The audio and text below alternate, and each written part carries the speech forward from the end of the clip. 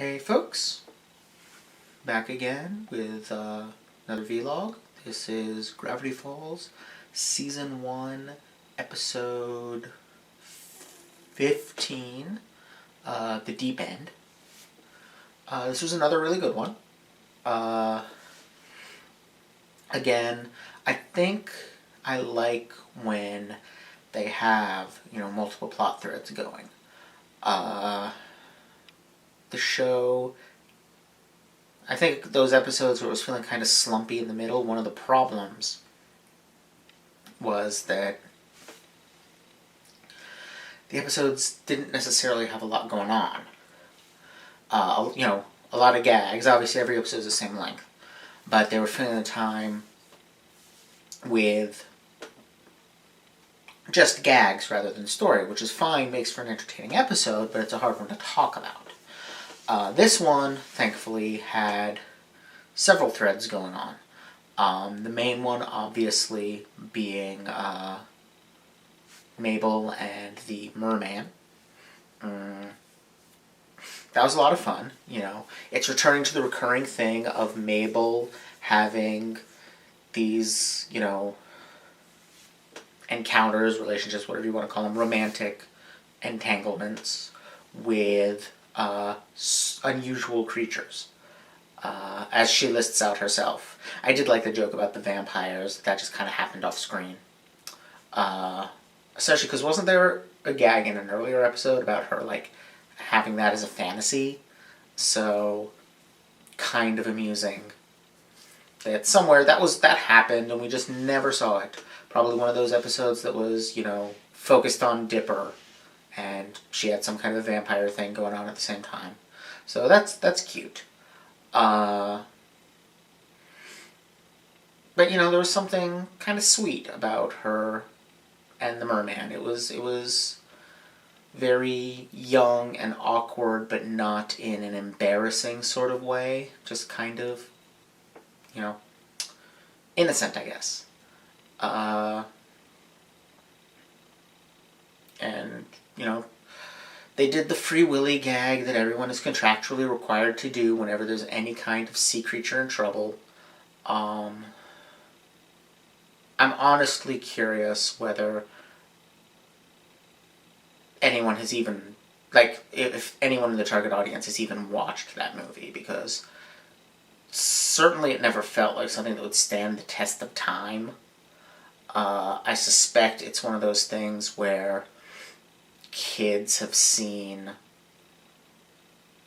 the parodies, but never the original, which, they're not missing anything. But regardless, it was nice seeing that paralleled with the Dipper and Wendy thing, which kind of got me wondering, I still really want something from Wendy's point of view. I want something where we really see how she sees the world. Because it really got me pondering, she clearly does like having Dipper around. This episode made it, clear she wanted him to be the assistant lifeguard. She wanted to hang out with him and break rules together. What is it that she gets out of it? Why does she do that? Because it's relatively unusual for a teenage girl to want to hang out with a, 11-year-old boy. 11, 12? How old are the twins? 12, I think.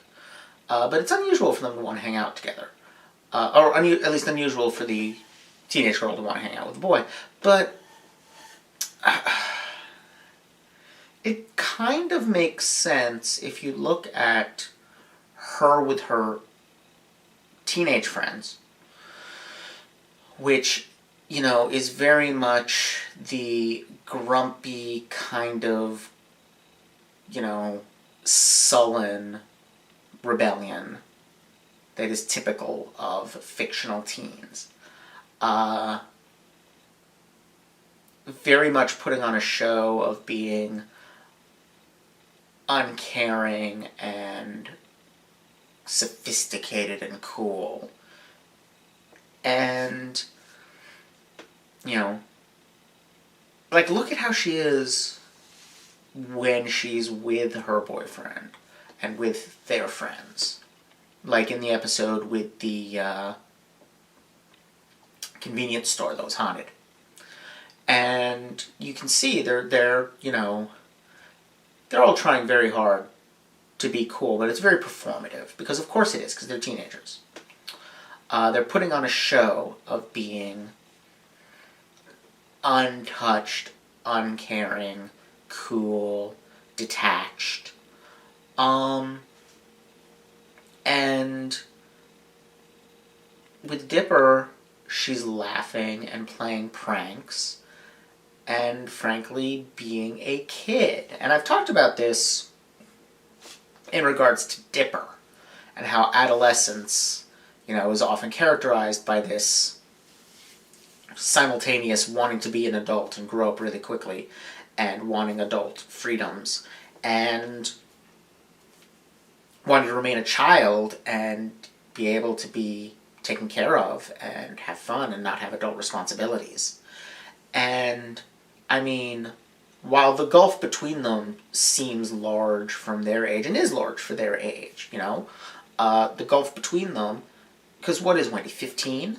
So the age difference between them is a quarter of Dipper's life, a fifth of Wendy's life. It's a fairly sizable difference, a 20% difference in age. That's fairly large. But, in reality, it's not very much time at all.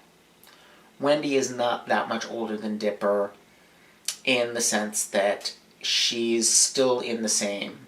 She's, a little bit older. She's in the middle of adolescence instead of the beginning, but she's still an adolescent.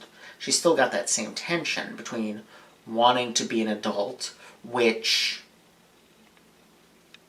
like many teens, she is interpreted as being cool, as being kind of, non-playful, as that kind of sullen rebelliousness, and wanting to be a kid, which she can be with Dipper when other teens aren't around. Because the thing is, Dipper is a kid hanging out with a teenager. He thinks she's cool. He's going to think she's cool no matter what she does. Which means she doesn't have to perform. She can play. She can be a kid. And that's probably a nice break for her. Of course, it means, as I've been saying all along, there is no possibility of any kind of a real relationship between Dipper and Wendy. Maybe if they went their separate ways and came back together 10 years later, 25 and 22, okay, fine, whatever. But, come on. That's not going to happen. I really, really hope that's not going to happen, because another Disney Channel show did that. It had the boy of unspecified but no more than 12 age. I'm talking about Phineas and Ferb, by the way. Boy of unspecified but no more than 12 age with a crush on a 16-year-old girl. And they did a time skip episode. And in that, he's 18 and she's somewhere between 22 and 26. And ew, no, that is not how life works, and it's kind of gross.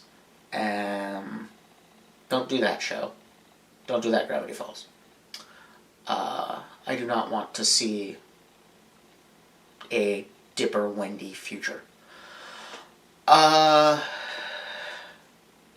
Regardless of that, I think that is what appeals to Wendy, hanging out with Dipper. And I'm glad this episode let us really kind of see that. by letting us see them spending a lot of time together when no teenagers were around. So that was good, you know. I still would like to get an episode that really had Wendy as the main character, if not of the A plot, at least of the B plot. But this was still a good way of getting some insight into her, even if it was still Dipper focused in terms of who's the protagonist of this particular plot. Other than that, you know, I enjoyed all 4 plots of this episode. I would love to get something that was just Seuss focused as well, because the whole thing with him and the rubber tube duck life preserver rebellion was very fun, and I would love to see more of that.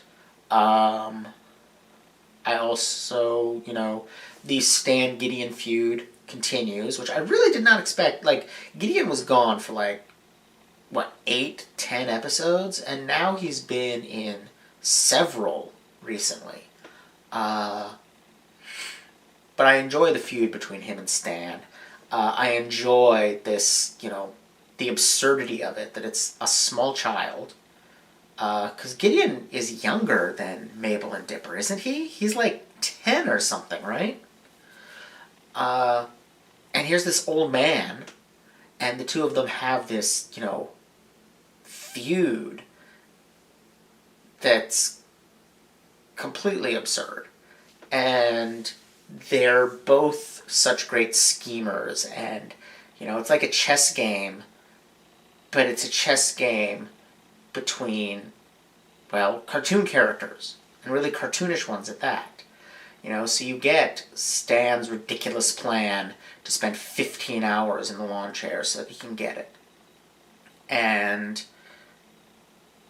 you know, Gideon's counter plan with the glue. Which is a nice callback to the spatula joke at the beginning. Which reminds me, I think I laughed more at the random wildfires thing than I have in a while with this show. That was a good one. I like the completely ridiculous jokes that come out of nowhere. Other than that, Mabel freeing Mermando. I don't know. You could make a case that that's more of her, you know, continuing to build a thing where she's the one who wields the magic. She's the one who engages with it directly. She's the one who kisses the merman. Whereas Dipper, you know, is acquiring knowledge about it, but he's still an investigator of it. He's someone who's outside it, not engaged with it. It'll be interesting to see if that pattern continues, because it really does seem to be what they were setting up, intentionally or not, with the episode with the bottomless pit. So I'm keeping my eyes open for more of, you know, that dichotomy. Other than that, good episode. And starting to close in on the end of the series. So, just going to give a heads up, when I post the last episode to the Patreon, which, if I've done my math correctly, those of you watching this on YouTube, that's right now. Those of you watching this through the Patreon, that's still a few weeks from now. When I post it to the Patreon, I'll open it up to all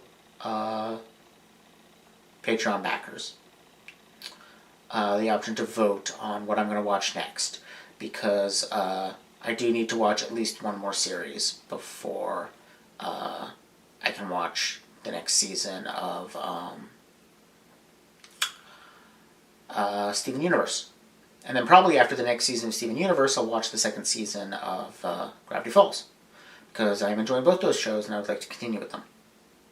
So I'll put some things up as options to vote for.